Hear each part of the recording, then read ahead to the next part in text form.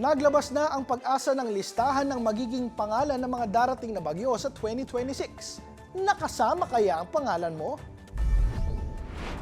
Ayon sa ahensya, humigit kumulang 20 bagyo ang daraan sa bansa sa darating na taon. Upang madaling matukoy ang mga ito, gumagamit ang Pag-asa ng 4 na set ng pangalan na inuulit kada 4 na taon. May mga pangalang tinatanggal na sa listahan kapag nagdulot ang bagyo ng matinding pinsala, tulad ng Yolanda at Ondoy. Para sa 2026, ilan sa mga nakahandang pangalan ay Kaloy, Francisco, Inday, Luis, Obet, Thomas at Zenny. Kung sakali namang lumagpas sa 25 na bagyo ang pumasok sa Philippine Area of Responsibility, may auxiliary names din tulad ng Aguila, Elena at Jessa.